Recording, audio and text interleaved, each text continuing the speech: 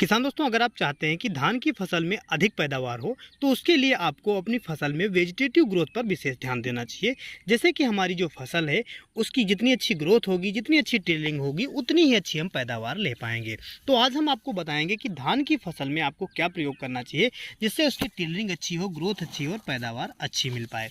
जब हमारी जो फसल है उसकी स्टेज 20 से 25 दिन की हो जाती है, तब हमारे जो खेत में जितने भी माइक्रोन्यूट्रिएंट्स होते हैं, पोषक तत्व होते हैं, उनको हमारी फसल खींच चुकी होती है। यानी जितने पहले से हमने उर्वरकें दी थी, जितने पोषक तत्व पहले से मौजूद थे, वो खींच चुका है। अब हमारे पौधे को अतिरिक्त पोषक तत्व, अतिरिक्त माइक्रोन्यूट्रिएंट्स की आवश्यकता है। इसके लिए हमें जो खादें प्रयोग करनी चाहिए वो कुछ इस प्रकार हैं। सबसे पहले आपको हम बताएंगे, दो दानेदार फार्म में किसान भाई प्रयोग करना चाहते हैं वो किन उर्वरकों को प्रयोग में ला सकते हैं, और जो किसान भाई स्प्रे करना चाहते हैं उनके लिए भी मैं आपको बताऊंगा। सबसे पहले दानेदार फार्म में आपको करीब 35 से 40 किलोग्राम यूरिया लेनी है, क्योंकि यूरिया थोड़ी इसमें हमें बढ़ा देना है, क्योंकि दूसरा डोज हम इसमें डालने वाले हैं। इसमें यूरिया 35 से 40 केजी आपको ले लेनी है, और ह्यूमिक एसिड आपको 2 किलोग्राम या 3 किलोग्राम ह्यूमिक एसिड आपको ले लेना है। ह्यूमिक एसिड जो हमारी फसलों का जो जड़ों का तनाव है उनको तनाव मुक्त करेगा और जड़ों का फैलाव ज़्यादा करेगा, जिससे माइक्रोन्यूट्रिएंट्स और NPK जो हम यूरिया देंगे उसको अच्छे से खींच पाएगा।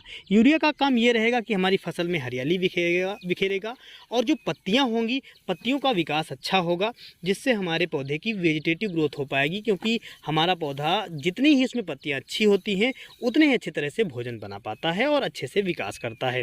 तो ये दोनों चीज़ें हो गई, और साथ में आपको मिलाना है सागरिका जो दानेदार फार्म में आती है उसको मिलाना है। इसमें भी कई सारे माइक्रोन्यूट्रिएंट्स और पोषक तत्व होते हैं जो हमारी फसल के लिए काफ़ी अच्छे होते हैं। तो दोस्तों, ये हुई बात दानेदार फार्म में जो किसान भाई देना चाहते हैं उनके लिए उर्वरकें हैं, इनका प्रयोग कर सकते हैं। अच्छी नमी होनी चाहिए जिससे अच्छा लाभ वो ले पाएँ।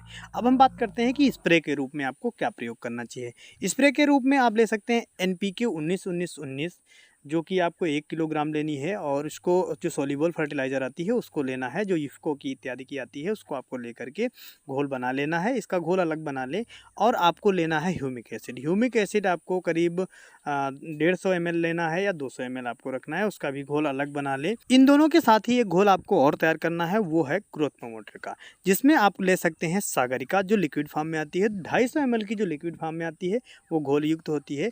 इन तीनों का घोल तैयार करें और आपस में मिलाकर इसको 200 लीटर पानी के साथ में प्रति एकड़ के हिसाब से आपको मिलाना है। शाम के समय स्प्रे करना है, और नमी अच्छी होनी चाहिए, काफ़ी अच्छा लाभ मिलेगा। टिलिंग अच्छी होगी, पैदावार अच्छी मिलेगी, आपकी फसल की ग्रोथ काफ़ी अच्छी देखने को मिलेगी। धान की फसल में केवल उर्वरकें देने, ग्रोथ प्रमोटर देने से ही कुछ नहीं होता है, अपनी फसल को कीटों से बचाने की भी जरूरत होती है। जैसा कि आपको मेरी फसल में दिखाई दे रहा होगा, यहाँ पर जो पीला तना छेदक कीट है वो हमारी फसल को अटैक कर चुका है, और इसके जो कल्ले हैं वो इस तरह से खराब हो रहे हैं, उनको अंदर से काट देता है, खा जाता है, इससे पौधे सूखने लगते हैं।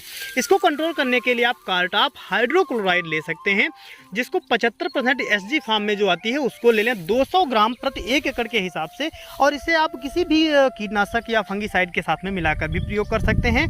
और ये शाम के समय करें, अच्छी नमी पर होने पर आपको करना चाहिए। और जो मैं आपको अभी बताता था कि पत्ती लपेटक कीट कुछ इस तरह से दिखाई देता है कि पत्तियां उसकी सिकुड़ जाती हैं और उसके अंदर आपको कीट बैठा दिखाई देगा।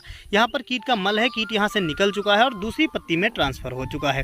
तो ये जो पहचान है, इसको देखकर आप पहचान सकते हैं कि हमारी फसल में पत्ती लपेटक, पीला तना छेदक कीट लग चुका है। इसको समय रहते नियंत्रित कर ले और आप अपनी फसल में अच्छी पैदावार लें। धन्यवाद।